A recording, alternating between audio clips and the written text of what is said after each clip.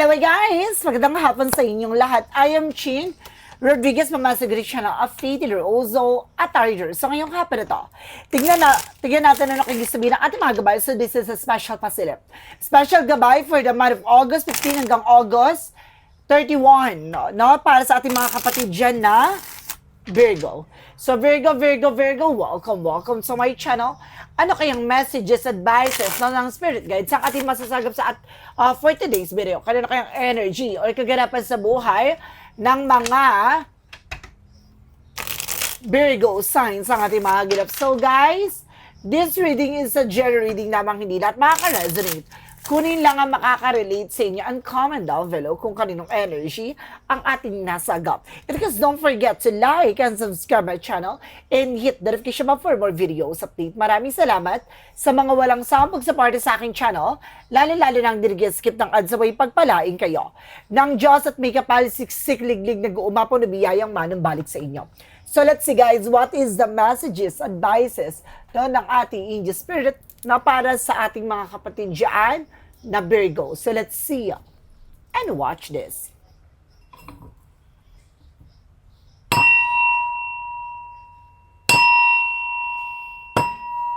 Angels, let's give information paano maaaring makakagilap natin sa energy nyo guys. Handa na ba kayo? No, sa mga Virgo natin dyan, na itong reading na to ngayong buwan ng August 15 hanggang 31. Nauulitin ko, itong reading na to para sa mga kapatid nating Virgo, na ito ay ngayong buwan ng August 15 hanggang August 31, na maaring posibleng maagilap natin sa energy nyo. Let's see. Angels, let's give me information. Okay, there's a Knight of Pentacles. No, there's a slow and steady. So, kailangan mas maging maingat ka. Na mas maging mahinahon ka sa mga plano mo. No, sa lahat ng bagay na gagawin mo. There's a slow, steady, have patience. No, there's a star card for something, hope. No? There's something, a miracle. So, may mga pag-asa or maaring may mga pangarap ka na maaring may sa kataparan mo na. The star represents something, a wish fulfillment. The star represents hope. The star represents healing. So, kailangan mo kumalma. No? Kumbaga, kailangan mo maging mahinahon sa mga action and decision. So, the more na kalmado ka, the more na magsasucess ka sa mga plano mo.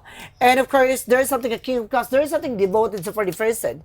No? It's either your person is very devoted o maaring ikaw yung devoted. No? Kung lalaki kang Virgo, maaring ikaw yung devoted. Kung ikaw yung babaeng Virgo, maaring yung person mo is very devoted. Or either there's something, a king of cups, represents something ancestor guides na maaring gumagabay sa inyo. Let's see. Additional messages. And there's something the Hangman. Oh, there's something stuck. No? Merong bagay na parang hindi ka makarecover, hindi ka makaget over, no? Kumbaga na parang naiipit ka pa sa situations, no? Na mayroong mga delays and cancellations sa mga transactions mo, no? Na kailangan mabago. So, kailangan mo baguhin yung perspective mo, mindset mo. So, yung pag-overthink mo, no? Being paranoid. With the Hangman, no? Parang pinapakita dyan na kaya nadidelays yung mga plano mo dahil kumbaga, kailangan mo baguhin yung strategies, no? Or strategize mo. No? Kailangan mabago na kung ano man yung bagay na gusto mong gawin. No? Kumbaga, itong bagay na to, kumbaga, gusto mo siyang gawin tong eksena na to, pero kailangan mong titignan yung magiging advantage and disadvantage. Ganon. With the lover, there's something about sa love life, sa relasyon, pag-ibig. No? Meron ditong kaugnayan about sa relasyon, no? There's something the lovers, if you are being single, na maaaring magkakaroon ka na ng relationship, no? Kung ikaw naman ay taken, no? At ikaw yung naman in relationship, there's a possibility na maaaring, kumbaga mag-boom, no? Ang inyong relationship, there's something higher level commitment. Now, there's an offer. Let's see. Or maaaring meron dito mag-asawa na maaaring konektado sa energy mo. Or konektado sa energy mo yung person mo. And there's a Six of Swords, there's a transition. So may mga pagbabago raw na maaaring mangyari. No? May mga pabago-bago na maaaring magganap sa situations mo or sa eksena mo. So kailangan mo mag-pay attention dyan. There's a transition. And there's a Knight of Pentacles. So represent what? The Knight of Pentacles represents with a High Priestess. Now there's a hidden agenda. Now, there's any hidden enemies. So, kailangan habaan mo yung pasensya mo. No, parang kumbaga, ano ka dito no? Kumbaga, dito, susubukin ng iyong pasensya, no? Kung hanggang saan ba. No, maraming mga taong susubok sa'yo, no, maraming bagay na maaring dumating sa'yo, no, para subukin ka, hubugin ka, but definitely kailangan mo maging mahinahon. No, let's see what is additional messages tayo with the star card. The star card represents with the Ten of Cups, something happiness. So, magiging masaya, no? At magiging maligaya yung family mo dito. No? Magiging maayos ang eksena mo at matutupad mo yung mga pangarap mo sa family mo. Now, what is the King of Cups? The King of Cups represent, guys, with an Ace of Wands, so there's something a plan. So, kung may mga plano ka dito or may mga plano kayo ng partner mo, no, maaring kumbaga, kailan nyo i-proceed dyan. There's a brighter idea. So, kumbaga, magiging maganda ang outcome daw dyan. Magiging matagumpay kayo. Kung ano man yung plano nyo, ano man yung bagay na gusto nyo, no? Basta devoted kayo sa gusto nyong mangyari, no? Sa ginagawa nyo. What is the Hangman? What is the Hangman? Represent what? Represent with, there's something of Five Pentacles. See? No, there's something stuck. No? Maaaring nagkakaroon ng financial loss, of financial crisis, of financial difficulties kasi may mga nakagalawan or mga nakagawian. Kahit yung sinasabi ko kanina na strategy, na kailangan na mabago yun. Kasi may mga unhealthy habits, no? May maling nakasanayan. Yung sistema na maaaring kailangan na maputol or kailangan na mabago. No? May kaugnayan about sa finances. So, kaya ka nagkakaroon ng mga kagipitan, delays sa ganyan-ganyan. Kasi maaaring pinangungunahan mo. No? May mga plano ka na parang pinangungunahan mo. Then of course, parang hindi mo pa nakukuha isang bagay, pinipitas mo na. No? Para ka nagtanim dyan na parang andyan na yung eksena na ginawa mo. Pero alam mong hindi pa paraan para kumbaga, para anihin yun, pinipitas mo na kagad. Or ito yung sinasabi, diba? Kumbaga may dating na salary or pera sa'yo, no, inuutang mo na. So, kailangan magtantan ka sa ganon. No, kailangan mo na mabago yung ganong sistema o pamamaraan mo. Hindi siya nakakatulong, guys. What is the Lovers? The Lovers represent with a full card. There's something, a leap of faith. So, meron talagang fated life or fated relationship. No, there's something soul contract or soul contrast, no? So, pinapakita dito na there's something connected sa inyo ng person mo, na maaaring kung ikaw ay single, may taong darating sa inyo or sa iyo, no? At the same time, kung ikaw naman in relationship, no, mayroong bagay na parang sinusubok kayo sa relasyon. No, there's a spiritual journey, no? Parang sa madaling salita, there's something a karmic relationship. So what is the Six of Swords? Represent what? Ano nga ba yung karmic relationship? Ano nga ba yung karmic relationship?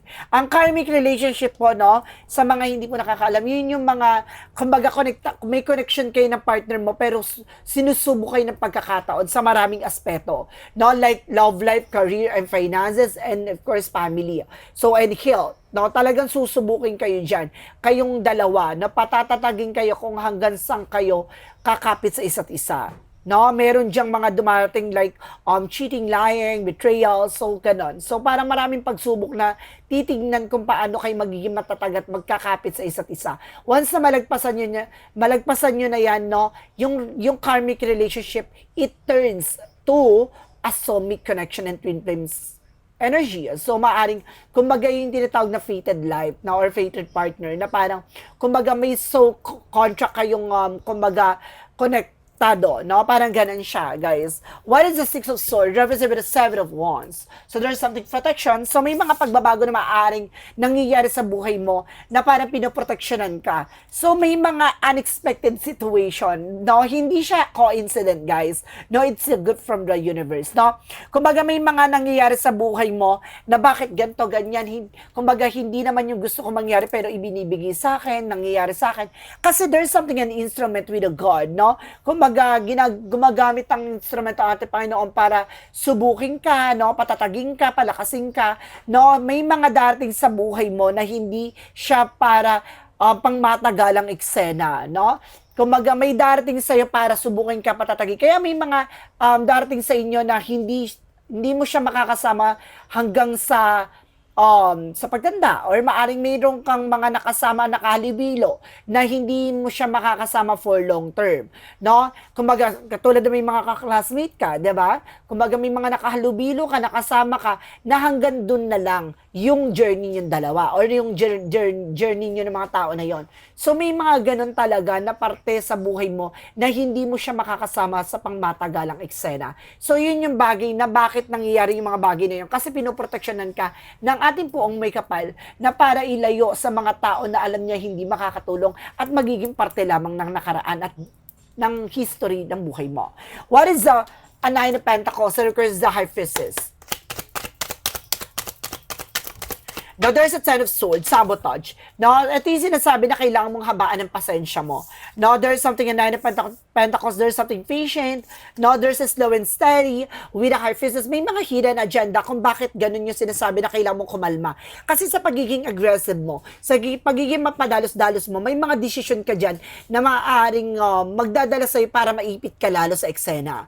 With a High Priestess, may mga unexpected dyan na maaaring mangyari, na maaaring hindi mo akalain na itong tao na to, nakakasama mo siya, maganda siya, noong pakikitungo sa'yo, pero may hidden agenda pala siya sa'yo, which is the Ten of Swords, yung sabotage. Yun, there's a betrayal. Na, kumbaga, di ba, tulad ng sinasabi ko, hindi ka naman yung tatraydorin ng malayuan ng tao na to. No, hindi ka naman tatraydorin ng taong hindi ka naman kilala. At hindi mo naman wala kayong koneksyon. So, tatraydorin ka ng taong malapit sa'yo. No? Kumbaga, there's a something sword. No, paano mo mahahawakan ng sword? Sa kamay mo. Paano mo masusugatan isang tao na malayo sa'yo? So it means, no, masusugatan mo yung taong malapit sa'yo. Yun yung sinasabi ko na maaaring, kumbaga, hindi ka ibibetray ng isang tao na maaaring walang kaugnayan sa'yo.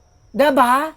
So, kumbaga, lalo-lalo na hindi ka kilala ng tao na yun, so paano ka nasisiraan? Behind your back. So yun yun. Kumbaga sinasabi doon na get your enemy closer, diba? Kumbaga, mayroong mga tao na kalaban ng tingin sa'yo. So, yun yan. Kumbaga, mas lalong lumalapit, mas lalong umaaligid, no? Mas lalo silang, kumbaga, natutuwa, no? Na gawan ka ng hindi maganda. So, ganun siya. So, kailangan mag-pay attention. Kaya yung sinasabi na kailangan mo maging mahinahon Huwag kang maging aggressive sa mga desisyon na gagawin mo, no? Or lahat ng bagay na gagawin mo. Kasi, yun yung bagay na ikapapahamak mo. So, kaya kailangan maging aware ka. So, pag-isipang mabuti, bawat action and decisions, ganon. So, let's see what is the star in the Ten of Cups.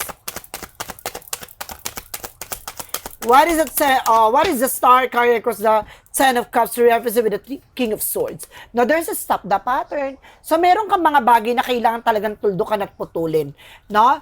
Meron talagang bagay na matutupad na. There is something wise and judgment na kailangan maging matalino ka, wise ka, at maging practical ka with the other side, head over your heart. So, kung magagamitin mo din yung utak mo, no, wag yung puro awa at puso, no, nararamdaman. Hindi ko sinabing, kumbaga, maging madamot ka or something. Kailangan mo lang proteksyonin yung sarili mo laban sa sarili mo.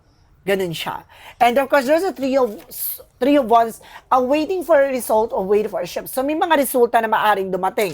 No? Tulad na sinasabi ko, may mga project ka or plano ka dito na maaring gustong i-proceed, gustong ilaban. So, kumbaga sinasabi dito, kumbaga, may darating na result. So, kailangan mo lang talaga i-proceed, kailangan mo talaga ilaban. So, nandito ka na sa spotlight na to. Bakit mo pa magkakaroon ng alinlangan? Bagkus kailangan mo lang pag-isipan ng may tamang pag-iisip at mas maliwanag na pag-iisip ganon.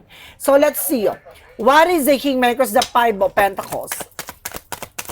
The Hangman across the Five of Pentacles references with the Two of Pentacles, there is something of balance. So, kailangan mo maging balance physically, mentally, emotionally. There's the Hangman. So, there's something stuck, delays, and cancellation. So, maaaring may mga part dito na maaaring maiipit ka sa situations na may kaugnayan sa pera. So, kaya sinasabi sa'yo dito na kailangan mo baguhin ang perspective mo, pananaw mo, no, or mga nakagawian mo kasi hindi siya nakakatulong for you. There's the Two of Pentacles, maging balance ka. Timbangin mo lang yung mga bagay na makakatulong for you, not for your growth and expansion. Diba? Kumbaga may mga nakasanay or nakagawian ka dito na hindi siya maganda or hindi nakakatulong talaga sa'yo. No? Nakasanayan mo siya kasi parang nag-enjoy ka or parang panatag ka doon sa bagay na yun, pero hindi na siya healthy for your boundaries. Let's see, what is the lovers and of course the Fool card? The lovers and the Fool card represent the Three Pentacles. There's a lot of collaboration. No? Marami kayong makakasalamuha, marami kayong makakausap with your partner. At meron ko, some of you guys, kung single ka, meron ka dito makakahalubilo na maaaring makilala mo tong tao na para sa'yo talaga. There's a mutual friend na may nasisense ako. No? And with the other side, meron naman ako nasisense dito about sa relationship na meron talagang something a tradition. No? There's a spiritual no connection. So, merong bagay na kailangan nyo lang talaga ng collaboration ng partner mo. No? Kailangan nyo talaga ng something, a commitment. No? Talagang, kumbaga, partnership, na pag-uusap na para maliwanagan na sa isa't isa, ano ba talaga yung plano nyo for your life, no? For your future. What is the Six of Swords equals the Seven of Wands? The Six of Swords represents the Seven of Wands. There is something as Six of Pentacles. Now, there is something giving and receiving. So, may mga bagay talaga na maaaring magtutuloy-tuloy na. May mga pagbabago na maaaring nangyayari sa buhay mo or mangyayari sa buhay mo ngayong August 15 hanggang August 31. May mga pagbabago na maaaring mangyayari dyan. Hindi dahil para ma-disappoint ka, kundi para ipaalam sa'yo na pinoproteksyonan ka ng ating angel spirit. Na may mga repeated cycle or repeated numbers na maaaring nakikita or nag-a-appear sa'yo.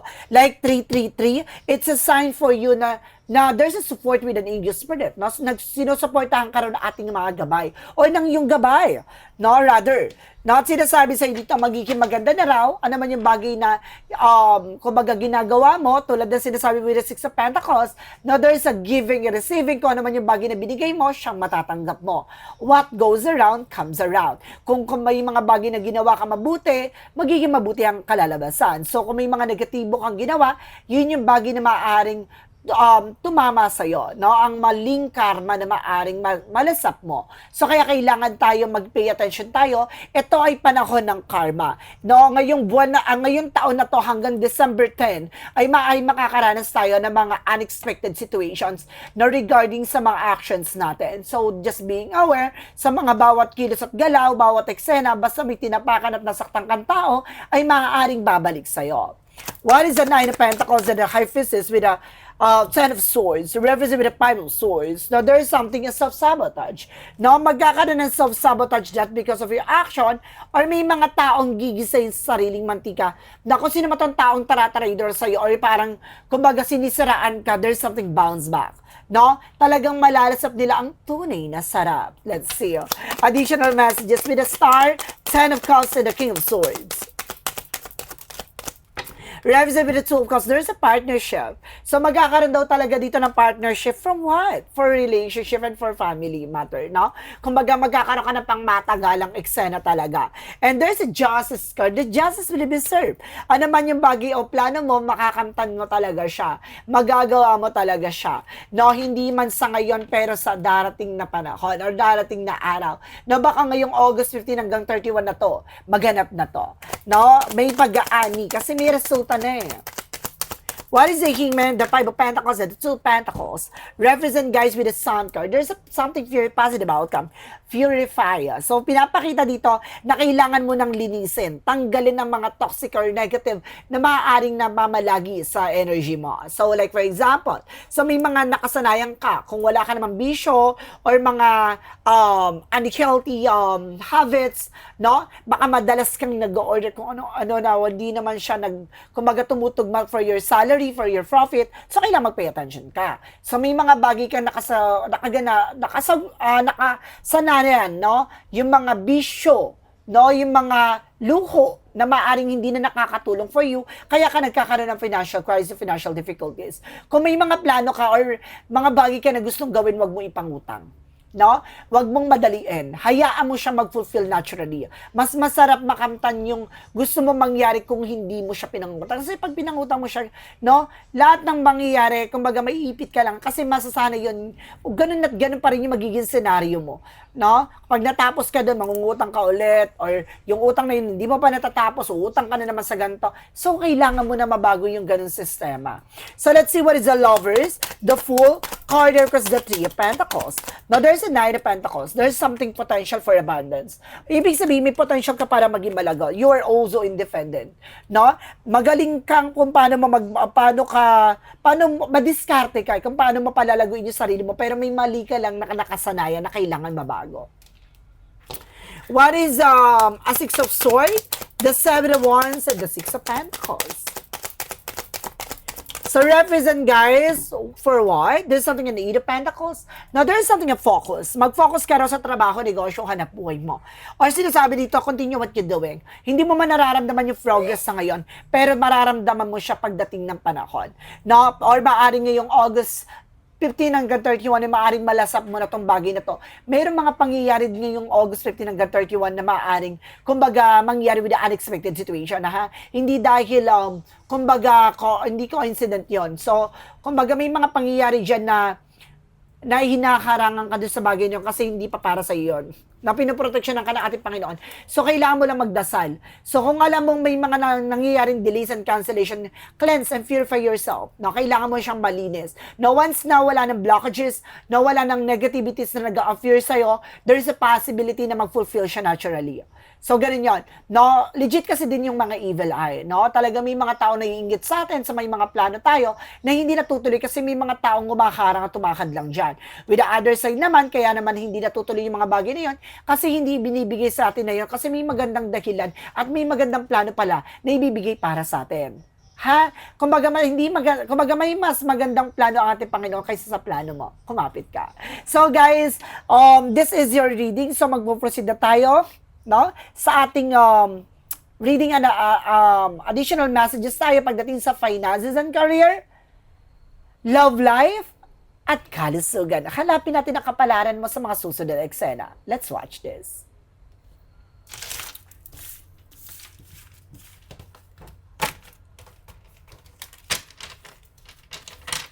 Okay, let's proceed na tayo pagdating sa finances and career, love life, at kalusugan.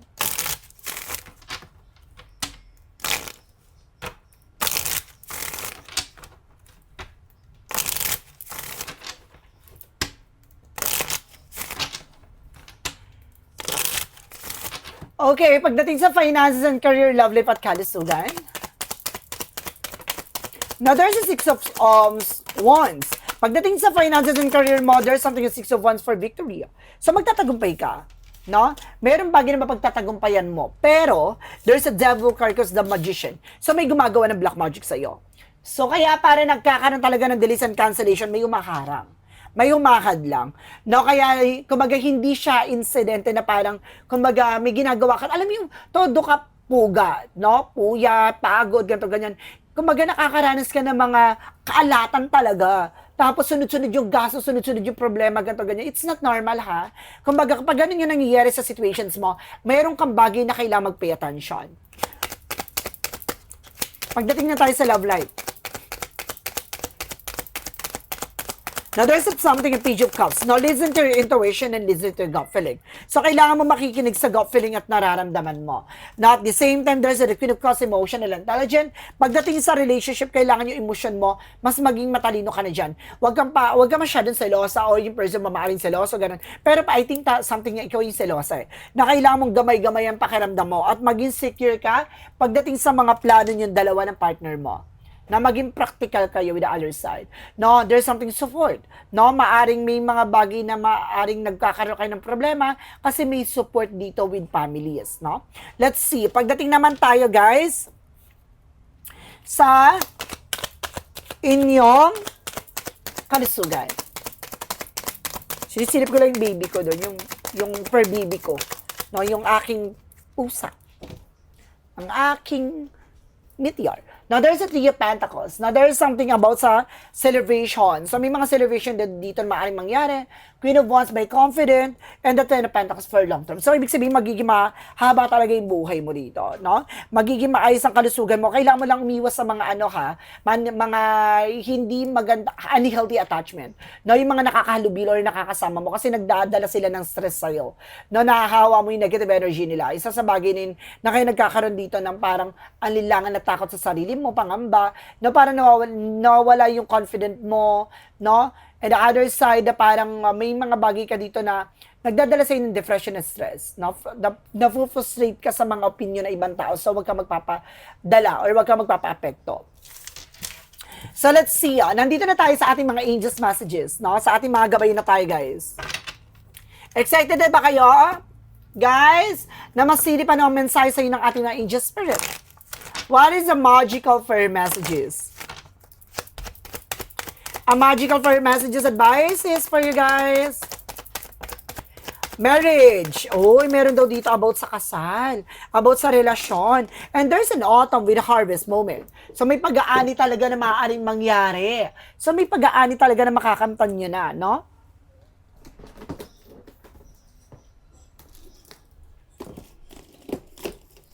Wait lang guys bigyan ko lang ng treats tong aking baby. No? So guys, nandito na tayo. Additional messages, binigyan na niya oracle card. Nangungulit yung baby ko. Nangingi ng treats. Let's see, what is a yin and yang oracle card? What is a yin and yang oracle card represent what?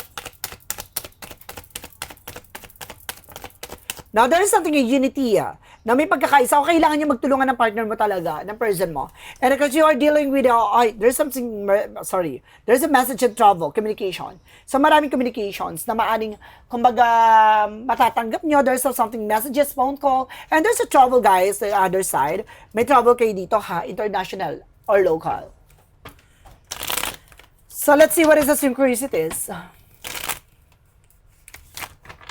For synchronicities, guys, let's see. There is a speaking truth. So, may raming bagay na parang lalabas ang katotohanan dito. So, may mga bagay na gusto mo malaman na malalaman mo siya. And there's something as synchronicities, symbols, no? Signs. So, may mga angel spirit. So, ibig sabihin, meron dito parang inakatid sa'yo ng ating mga gabay. So, mayroong mga message, no? At the same time, yung mga repeated numbers, no? There's a messages for you guys na kailangan mo mag-pay attention. What is the romance angels with a mystic love oracle deck? Pagdating sa relasyon, no? Ay.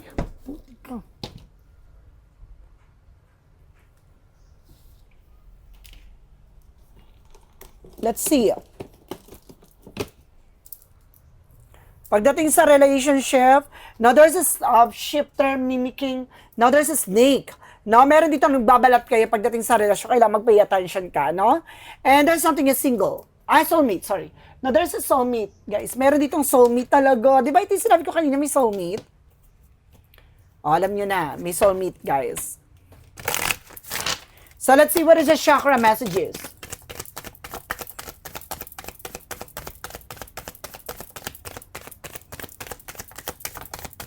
And there's a perfection. So, may mga bagay na parang bubuin talaga dito. No? Makukumpleto.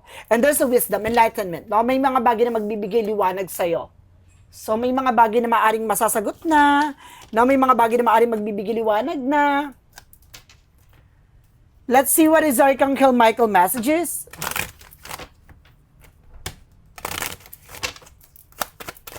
What is Archangel Michael messages? Represent, guys, you're on the right path. No, you are on the right path. Nasa tamang direction ka raw. O, basahin mo. No, continue what they doing. No, continue what you doing. No, ano naman yung bagay na ginagawa niya, tuloy-tuloy nyo lang yan. What is the Jesus loving quote said? A Jesus loving quote said, all things whatsoever you shall ask in the prayer, believing you shall receive. So, ano man yung mga bagay na dapat ay pinagdarasal mo at nilalapit mo sa ating Panginoon, ay kung naniniwala ka dyan, matatanggap mo. Diba? The more na malakas ang faith at pananampalataya sa mga bagay na ginagawa, makakamtan mo siya. So, let's see, what is a shadow work represent what?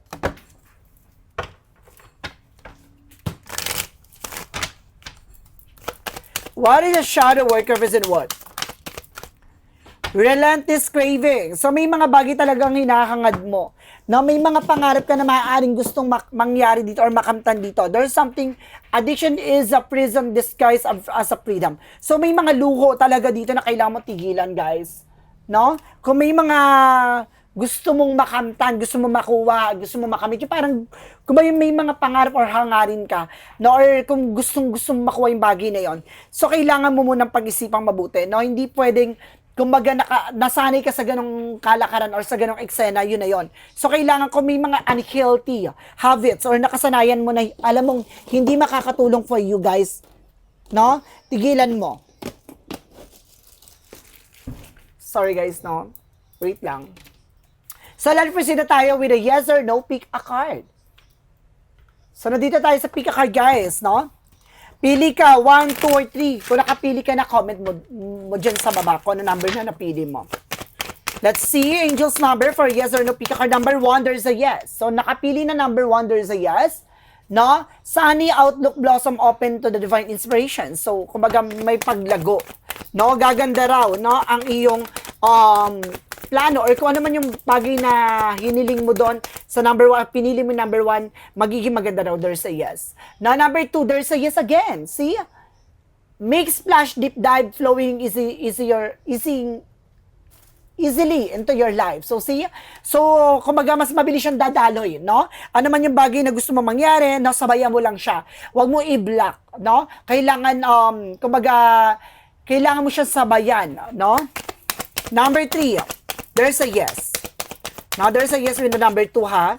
Number 3, there's a yes. Oh, yes. No, ano man yung bagay na number na napili niyo, there's a yes lahat. You have the answer opening doors access na may magbubukas na bagong kapalaran sa'yo, kumapit ka. So, guys, this is a special pasilip, no, for the month of August 15 hanggang 31, no, para sa ating mga kapatid na Virgo. So once again, this reading is a general reading namang hindi lahat makaka-resonate, kunin lang ang makaka-relate sa inyo. And comment down below kung kaninong energy ang ating nasagap. And because don't forget to like and subscribe my channel and hit the notification bell for more videos update. Maraming salamat sa mga walang sawang pagsuporta sa aking channel, lalo-lalo nang skip ng ads sabay pagpalain kayo ng Diyos at may kapal siksik liglig nag-uumapa na biyayang manong balik sa inyo. Maraming salamat guys and see you in the next video. Bye-bye and babush.